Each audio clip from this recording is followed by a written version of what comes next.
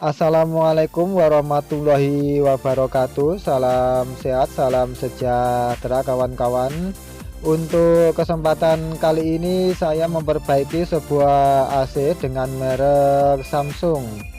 AC ini dengan kerusakan lampu timbernya berkedip-kedip. Setelah itu apabila dinyalakan, swing yang ada di indoor ini membuka dan menutup kembali.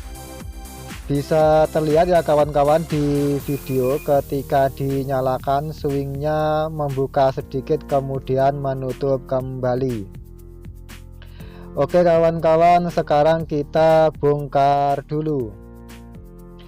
Di sini setelah saya bongkar, kemudian lampu sensor atau sensornya kita lepas. Setelah itu kita bersihkan dulu menggunakan thinner.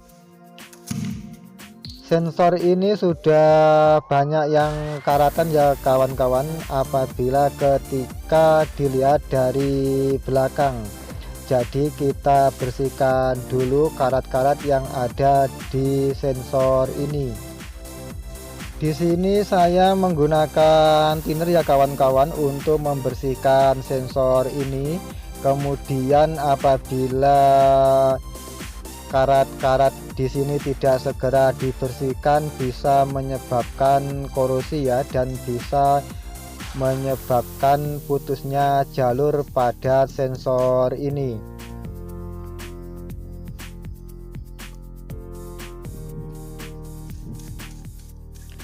Untuk soket-soketnya di sini juga saya bersihkan ya kawan-kawan, karena sudah terlihat seperti korosi atau sudah terlihat karatan. Jadi ini harus segera dibersihkan.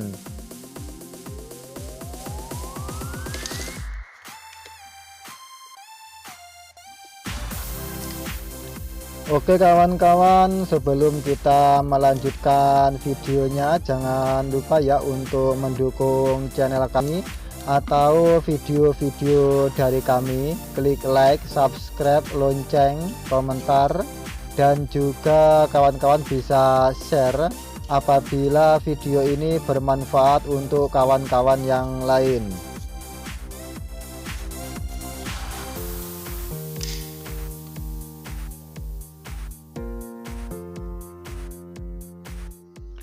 Di sini setelah saya bersihkan menggunakan thinner, karat-karat atau bekas air yang ada di sensor ini sudah hilang. Jadi sekarang kita bisa mencoba sensor ini.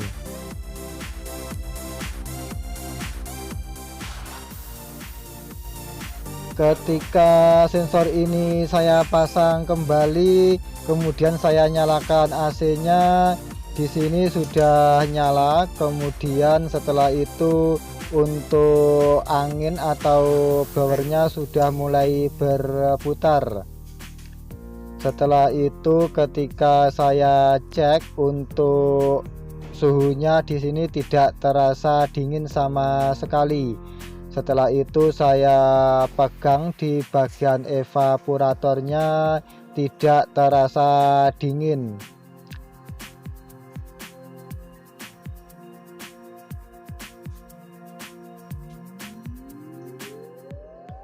Sekarang kita lanjut ke unit luarnya. Setelah saya cek atau kita bongkar unit luarnya, di sini untuk kapasitor sudah mulai short atau sudah tidak kuat lagi untuk mengoperasikan kompresor ya. Jadi di sini untuk kapasitornya saya ganti. Kemudian setelah saya ganti kapasitor kompresor ini, saya coba kembali.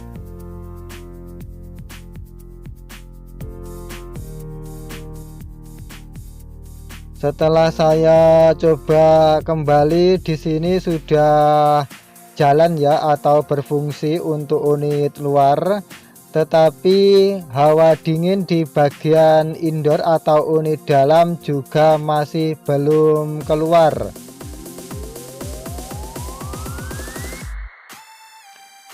Sekarang di sini saya akan mengecek untuk refrigeran atau freon. Setelah saya cek, ternyata untuk refrigerannya sudah berkurang ya kawan-kawan, atau tinggal sedikit. Di sini terbaca hanya 1, sekian. Di sini bisa dipastikan ya kawan-kawan, terjadi kebocoran di instalasi pipa tembaganya. Jadi kita cek pipa tembaganya dulu.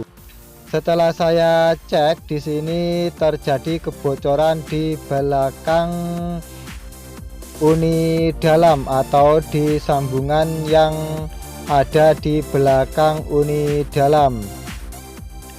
Kebocoran pada pipa ini ditandai dengan adanya minyak ya kawan-kawan, atau bekas-bekas minyak yang ada di sambungan ini. Jadi kita lepas dulu sambungan ini, kemudian bisa kita flaring ulang. Setelah saya lihat, ternyata flaringannya cukup kecil hingga terjadi kebocoran. Kemudian di sini saya flaring ulang kembali.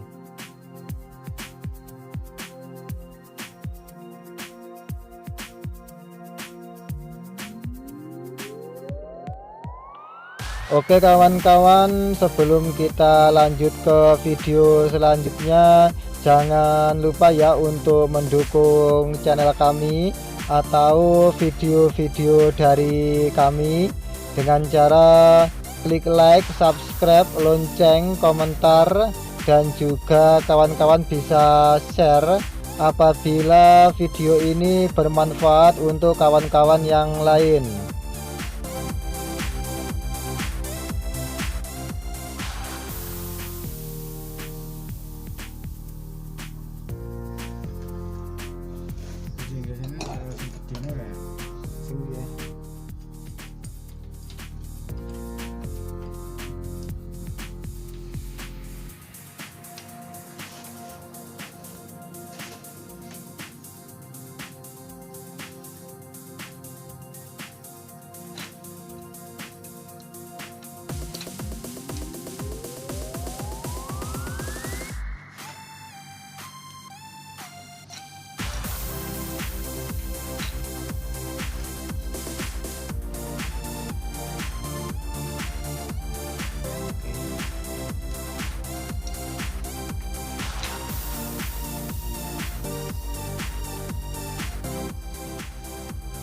Bisa terlihat ya kawan-kawan di video, setelah di flaring ulang, sekarang atau selanjutnya kita vakum dulu.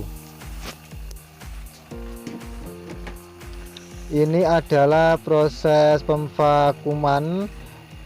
Untuk vakum di sini fungsinya untuk mengosongkan udara-udara yang ada di pipa tembaga ya, apabila nanti terjadi kebocoran. Dengan cara vakum ini akan kelihatan.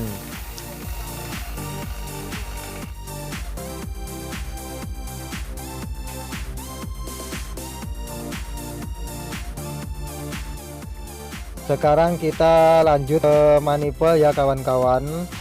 Setelah kita biarkan selama 10 menit atau lebih, jarum yang ada di manifold tetap menunjukkan angka -30 di bawah angka 0. Setelah itu kita bisa membuka keran untuk pipa tekan terlebih dahulu. Di sini kita buka sedikit. Bisa terlihat ya di video, kita buka sedikit saja, kemudian kita tutup kembali sambil kita melihat jarum yang ada di manifold. Apabila sudah bergerak naik seperti terlihat di video, segeralah tutup kembali keran tekan Setelah itu kawan-kawan bisa melepas manifold.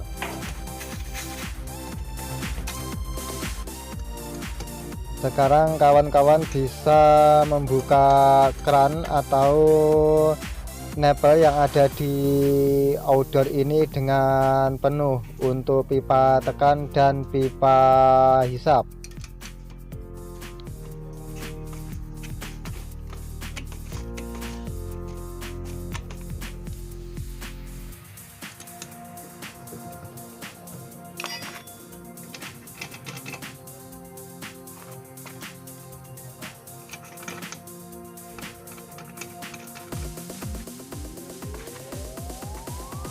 Sekarang kawan-kawan bisa menyalakan AC ya untuk mencoba AC ini.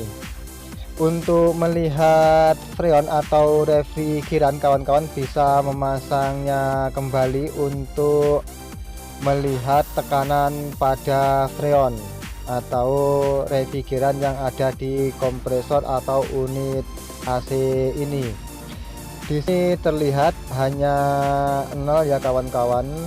Setelah itu bisa kita isi ulang atau kita isi freon ini menggunakan refrigeran R22.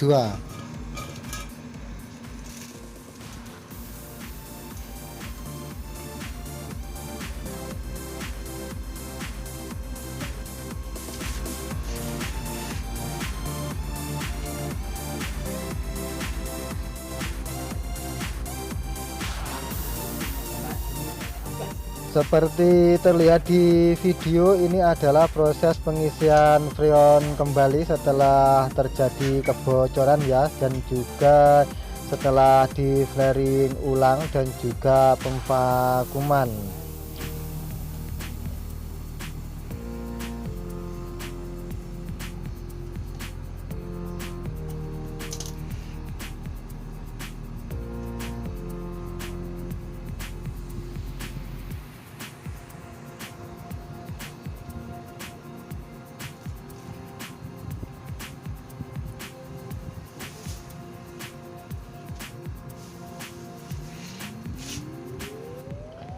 Apabila kita lihat di pipa tekan pada waktu pengisian freon, di sini mulai berbunga es ya kawan-kawan. Kemudian apabila kita lihat di manifold, jarum menunjukkan masih angka kurang dari 50 PSI.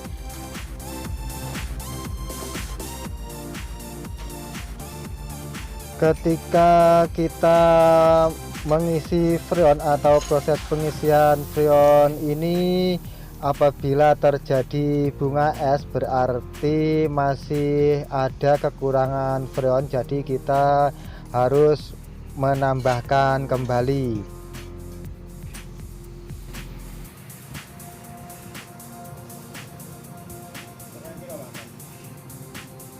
Jole saya ketok. Iki lekas sanget iki ana lekas akem dulu. Iki sakit iki. Kemudian setelah bunga es mulai menghilang dan juga ampere terlihat 2,47, di sini pengisian freon sudah mulai penuh ya kawan-kawan. Ketika kita melihat pada pipa tekan ini, bunga es sudah mulai menghilang. Oke kawan-kawan, proses perbaikan ini sudah selesai ya. Sekarang bisa kita coba untuk menyalakan AC ini. Bisa terlihat ya di video, di sini sudah menyala, kemudian lampu timer juga sudah tidak berkedip lagi. Untuk hawa dingin juga sudah keluar. Oke kawan-kawan, sampai di sini dulu video kali ini. Apabila ada salah kata atau kata-kata yang kurang berkenan, kami mohon maaf yang sebesar-besarnya. Akhir kata, wassalamualaikum warahmatullahi wabarakatuh.